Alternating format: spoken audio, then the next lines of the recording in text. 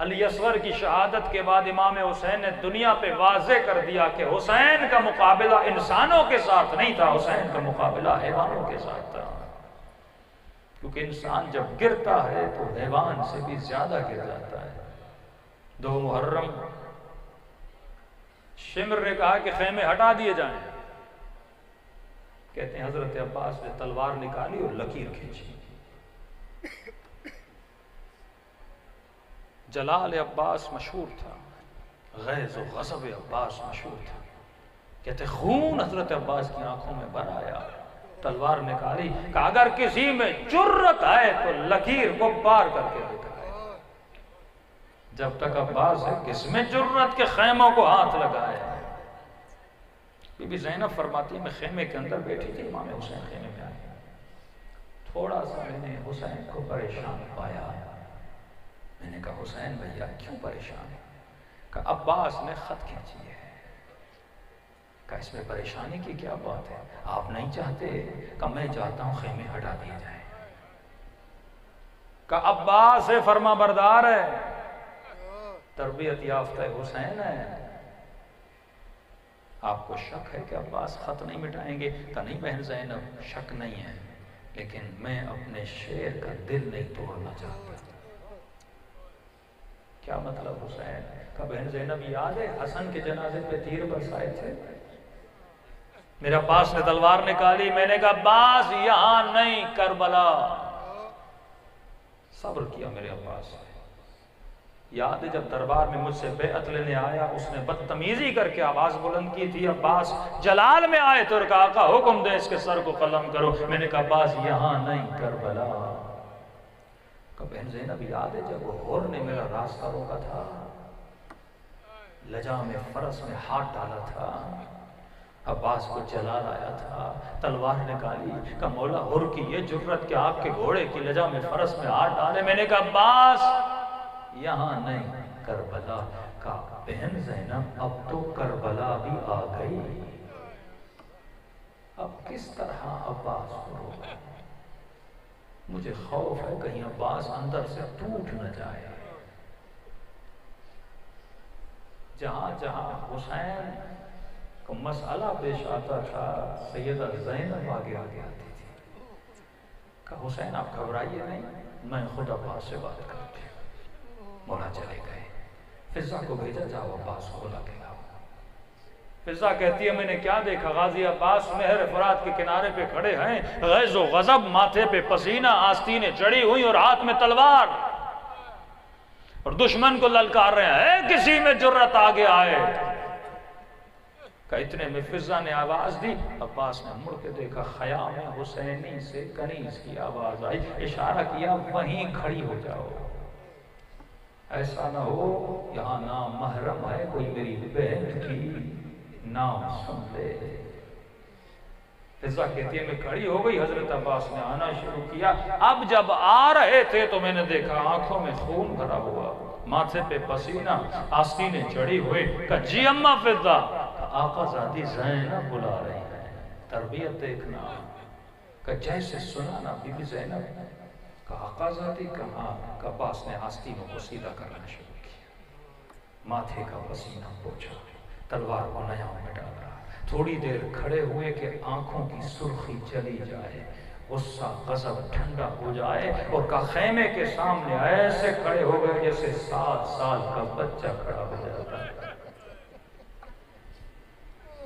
ایک ہی لمحے میں بندہ ادھر اور ادھر، کیونکہ غیظ و غضب و جلال عباس کے کنٹرول میں، جب چاہتے ہیں تو جلال میں آتے ہیں، جب چاہتے ہیں تو صبر کرتے ہیں، جب چاہتے ہیں تو تلوار نکالتے ہیں، جب چاہا تو تلوار کو نیام میں ڈال دیا۔ یہ علی ہیں اور اولاد علی ہیں، یہ تربیت یافتہ گھرانہ ہے۔ دنیا کن بحثوں میں پڑی ہے کہ علی کو بھی مانو، علی کے دشمن کو بھی مانو۔ ہم نہ تاریخ میں جاتے ہیں نہ ہسٹری میں جاتے ہیں، بات تربیت کی اور بات انسان کی ہے۔ علی نے معاشرے کو حسن و حسین دیے، دشمن علی نے معاشرے کو یزید دیا۔ یزید اپنی تربیت سے بتا رہا تھا کہ میری تربیت کس نے کی ہے، حسین اپنی تربیت سے بتا رہا ہے کہ میرا تربیت کرنے والا کون ہے۔ معاشرے کو کیسے پتا چلے گا؟ اور صرف مولا علی نہیں، حسین نے معاشرے کو علی زین العابدین دیا، حسین نے معاشرے کو اکبر دیا، حسین نے معاشرے کو علی اصغر دیا، حسن نے معاشرے کو قاسم دیا۔ اہل بیت کے دشمنوں نے وہ کون سا فرد تربیت کر کے معاشرے کو دیا ہے؟ یہ پورا گھرانہ تربیت یافتہ اور کمال انسانی پر فائز علم ہو، حلم ہو، سخاوت ہو، صبر ہو، شکر ہو، عبادت ہو۔ آج بچوں سے پتہ چلتا ہے نا کہ باپ کیسا تھا، تربیت سے پتہ چلتا ہے نا مربی کیسا تھا۔ اہل بیت کے گھرانہ اٹھا کر دیا۔ عباس کھڑے ہو گئے، کہا آقا زادی کوئی کام تھا؟ بی بی زینب نے کہا عباس اندر آ جاؤ۔ کہ جیسے خیمے کے اندر کہ جیسے تو نماز میں دو زانوئے ادب لگا کے بیٹھتا ہے، اسی طرح غازی عباس بیٹھ گئے۔ کہا جی آقا زادی۔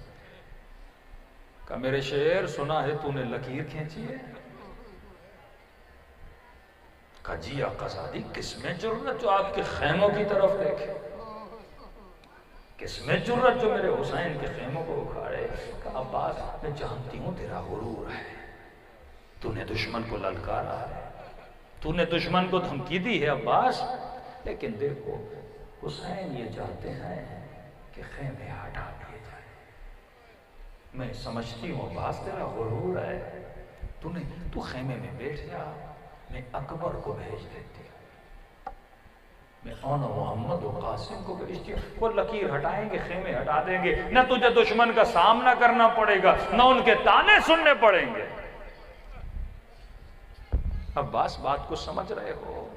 کہتے ہیں عباس علمدار کھڑے ہو گئے، فرمایا آقا زادی اکبر کیوں جائے گا جب حسین کو نہیں پسند، میں خود جا کے کھینچی ہوئی لکیر کو مٹا گا۔ دشمن کے تانے کیا ہوتے ہیں؟ اگر حسین کی رضا ہے تو عباس اسی پہ راضی ہے۔ یہ فلسفہ کربلا ہے، رضا و تسلیما لامرہ لا معبود سواک یا غیاث المستغیثین۔ آج تو کس کو راضی کر رہا ہے؟ اگر زندگی میں ہر وہ کام کروں جس سے میرا امام راضی، میرا خدا راضی، پھر دیکھو خدا کون سا مقام عطا کرتا ہے۔ اس بحث کو میں کل کھولوں گا تاکہ آپ کو سمجھ آ گئے کہ فکر حسین اور فکر یزید کیا تھی، فلسفہ حسین ابن علی کیا تھا، کہ زندگی اللہ نے تجھے دی، اللہ کو راضی کرو۔ تیرے امام کی نگاہیں تیرے اوپر ہیں۔ حر نے حسین کو راضی کیا اور حسین نے مولا خدا کو راضی کیا۔ تبھی سر حر جب امام حسین کی گود میں تھا تو اس کے ماتھے پہ وہ رومال باندھا جو سیدہ زہرا نے اپنے ہاتھوں سے سیا تھا۔ فرماتے ہیں سیلاب کے نتیجے میں حر کا جنازہ قبر سے باہر آ گیا۔ کئی سالوں کے بعد وقت کے بادشاہ نے دیکھا، تب جا کے پتا چلا یہ حر ہے۔ دیکھا زخم ویسے کے ویسے، سالوں کے بعد اسے پتا تھا کہ حسین ابن علی نے حر کے ماتھے پہ سیدہ زہرا کے ہاتھوں کا سیا ہوا رومال باندھا تھا، کہ جب حر کا سر دیکھا نا سچ مچ ایک رومال باندھا ہوا تھا۔ بادشاہ نے کہا یہ بیوی کی نشانی ہے، میں اتار کے رکھ لیتا ہوں۔ کہتے جیسے اس نے رومال اتارنا چاہنا تو حر کے ماتھے سے خون آنا جاری ہو گیا۔ وہ سمجھ گیا جو چیز حسین نے جہاں باندھی ہے اسے اتارنے کا حق نہیں ہے۔ ایسے کریموں کے ماننے والے ہو، کئی معجزات ہیں اربعین کے، سینکڑوں لوگوں کے حاجتیں لوگوں کی روا ہوئیں، زیارتیں لوگوں کو امام حسین کی ہوئیں۔ یہ دنیا محدود ہے، اس کی خواہش محدود ہے، آخرت لا محدود ہے، اور اس کو کمانے کے لیے روح کو لا محدود